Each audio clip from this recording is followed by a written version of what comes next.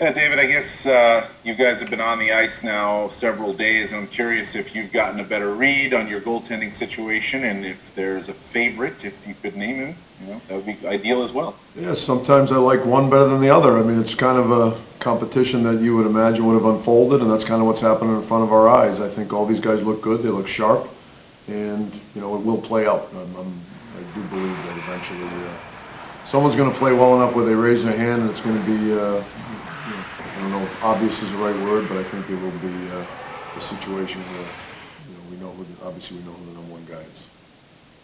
I guess you were working a little bit on your defensive coverage today. Can you just give us a quick sort of rundown on how your defensemen have been looking in these last 5 days or whatever you've been practicing? Yeah, these last 2 days have been tough for the defensemen in particular.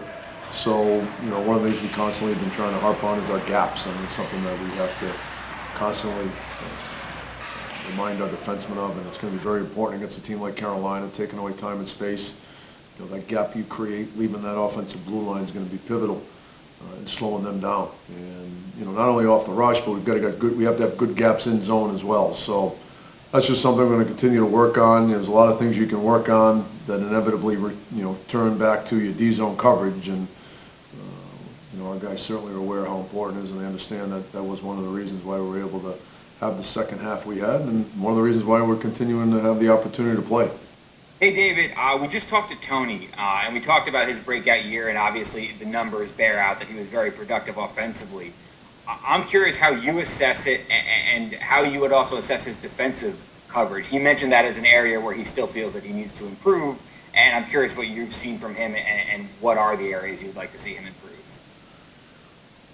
I think Tony is, and he's talked about this, I think Tony for the first time is in a situation two years in a row where he's got the same coaches, the same environment. It's a similar situation that he had last year. And, again, Tony's a guy that's got world-class skill. He continues to hone his skills defensively. The thing I love is that he touches on the fact that he knows he has to continue to improve defensively. And as most highly skilled defensemen do, the defensive side of it usually comes a little bit later in their career. And Tony certainly has improved a lot defensively. He's done a lot of good things defensively, and the thing I love about him is that he wants to continue to improve in that area. Dave, I get that you liked your group at the end of the season, or at the start of the pause, or however you want to describe it.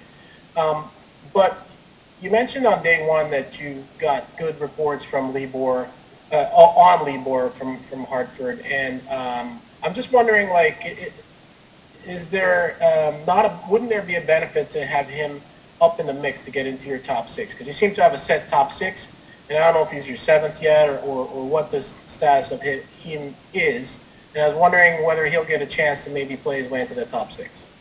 He absolutely will. That being said, we like the guys that we've had, so it's going to take like I said, I don't want to forget what happened over the course of the season. That means an awful lot. We want to give guys a chance to kind of play their way back into where we left off on March 11th. And, our 6D we like. We think that we're in a good position there.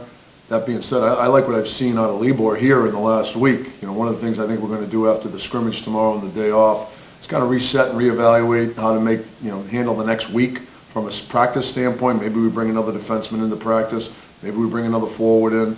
So we just wanted to get through this first 7 or 8 days with this look where we have the team that we finished with the extra skating after, maybe some mixing in when we need 2 extra D, or obviously tomorrow we'll have everybody skating because we're going to have a full scrimmage again. So there's a lot that's gone into this, but I feel good about where we're at right now. That being said, after the scrimmage tomorrow, I think we'll kind of reevaluate what the next week will look like, and should we bring another D and another forward into our practices. Hey, Coach, how does Carolina's defense change now with Dougie Hamilton back and Shea in their lineup? Well, 2 guys that are very mobile, 2 guys that are very active. Obviously, you're talking about Dougie Hamilton, who, when he got hurt, was in the mix for a Norris Trophy discussion. Brady had a good year for us. So, obviously, those are 2 guys that, the way they like to play, I think they complement the way they like to play. Guys that move pucks, guys that can jump in the play. So, as I mentioned yesterday, their D-core is going to look a lot different than it did when we last played them. Yeah, David, I'm curious, as you reevaluate for next week, is part of the thought process to try to mimic a game day routine as well? And I think your first two games are at noon, so you could just bump practice up an hour and be able to do that. Is that part of your thinking, to mimic that, to get that routine in?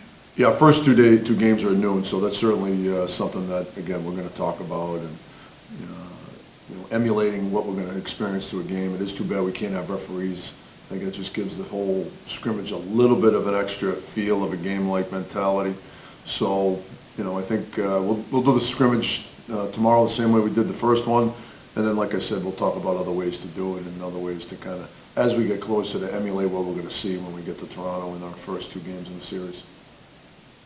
I'm curious about Jacob Trouba. This was a guy that, when you got him, he was kind of, expectations were very high for him. He had done so well in Winnipeg the season before. How would you evaluate his play overall in the 70 games that you played before the break? And how does he look now? Like, does he look better, more comfortable? Like, you talked about Kakko looking more comfortable after coming back from the break. I mean, have you noticed anything from Trouba as far as that goes? Yeah, I think Troubs, as the year unfolded, I think he got more comfortable. I think I think he put a lot of pressure on himself. This is a guy that wants to, do very well. I think he wants his teammates to understand how important they are to him and how he wants to play well, not only for himself, for the organization. And I thought his year got better and better and better. And, I really believe his best hockey's ahead of him. And I like what I've seen out of him so far in camp.